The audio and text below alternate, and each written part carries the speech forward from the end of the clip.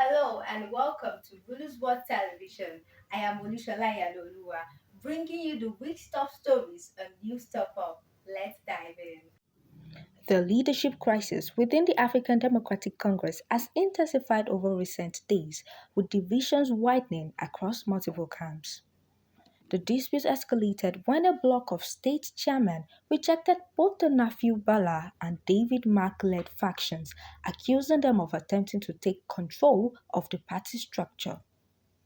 The group went further to announce an interim leadership arrangement, effectively creating a third faction within the party. This followed earlier action by the Independent National Electoral Commission, which suspended recognition of all ADC factions due to ongoing litigation and a Court of Appeal directive.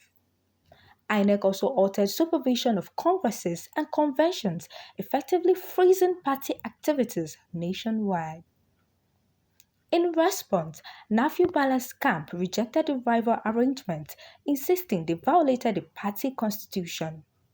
Bala maintained he attended the previous unveiling but did not endorse the process. The David Mark-led faction escalated the matter to the Federal High Court in Abuja, seeking an order compelling INEC to restore recognition and reinstate its leadership structure, arguing that a vacuum has been created within the party. Give the proper interpretation of the status quo and unveiling, and not removing the chairman. It couldn't possibly be treating an individual as a faction. If ADC has no faction, as one ADC, and that interpretation doesn't line with the reality on ground. Not insist, that's what we have brought a letter here to, that they should not insist. They should revert themselves.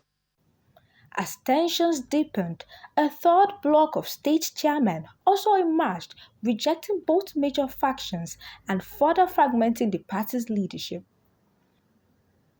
Meanwhile, supporters of the Bala faction protested at INEC headquarters in Abuja, demanding recognition of Nafiu Bala as party chairman. We all swore to uphold in Article 9.4 is very clear. It says anybody who wants to aspire to hold national office or whatever at the national level must be 2 years in this party. What we're arguing here is that those who came and hijacked this party at the moment, at that time, they came the same day and they handed over to them the same day. We are not in a banana republic. This cannot stand in the of the law. And this is what we are fighting for. We are fighting for our rights. We are fighting for justice. Let the right thing be done. INEC has never erred in any way. The only thing I know INEC has not done is by putting the name of Nafiu Bala as the national chairman of African Democratic Congress. They should do it right now. Yes! Yes. They should do it right now. Yes. They should do it right now. Nigeria depend on our commitment to upholding our constitutional framework for the decision of the judiciary. My prayers, as I address today, I urge INEC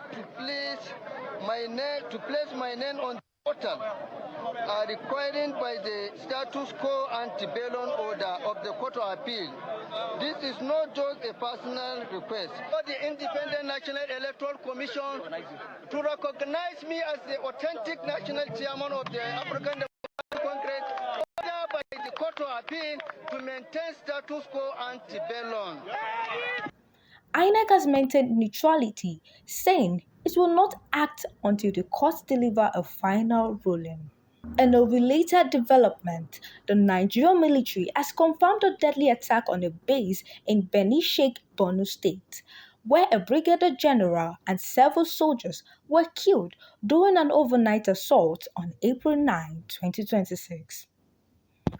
Report indicates that armed insurgents launched a coordinated attack in early hours, leading to heavy fighting before troops eventually repelled the attackers. The army says Brigadier General Hosseini Omar Brahima was among those killed, with at least 17 soldiers reported dead, though figures are still being verified. The attackers reportedly overran part of the base before reinforcements forced them to withdraw. leaving behind destroyed equipment and significant damage. The incident adds to ongoing insecurity in the region where insurgent attacks have continued. Also, in Kwara State, about 176 adopted residents are again pleading for rescue after a new distress video surfaced showing them still in captivity. The victims, mostly women and children, adopted during the February 3rd attack on Wuro and surrounding communities in Kaima local government area, have remained in captivity since the incident. In the latest video, they appear weak and are seen calling for urgent intervention. Local government on February 3, now we are in April 8. Please, we are begging you. This is our last opportunity that they gave us. We have small children with us and we have some people with pregnancy. Please assist us. Those people are here, some people with anemia, that sickness of blood. Please help us. We are begging you. This is our last opportunity that we have done everything and they are not beating us. They are not. They give us food and place with water. Everything is available. But we are still begging you. Please, we beg you. Please, this is our last opportunity. The Kwara state government says it's working with security agencies to verify the footage and intensify ongoing search and rescue operations. Meanwhile, at least 8 people have been killed in a fresh attack in Plateau State. Security sources say armed men stormed Umwele village in Kwatas district of Bokos local government area late on April 9, opening fire on residents around 10:30 p.m. in a night raid that also left several others injured. The attackers reportedly killed men, youth, and elderly residents before fleeing the scene. Security operatives were later deployed, but the attackers had already escaped into surrounding terrain. The injured victims were evacuated to nearby hospitals, while security forces have launched follow-up operations to track those responsible.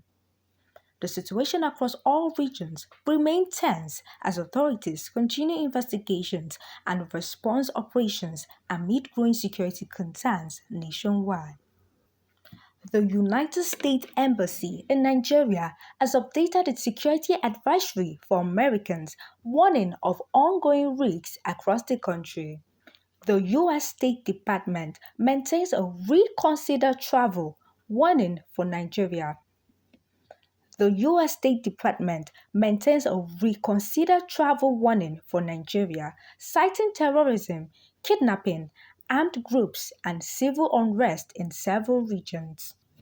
The embassy clarified that there is no official list of 23 banned states, but a regional risk system where areas are classified based on security conditions. It also warned of possible threats to U.S. facilities and disruptions linked to protests in parts of the country.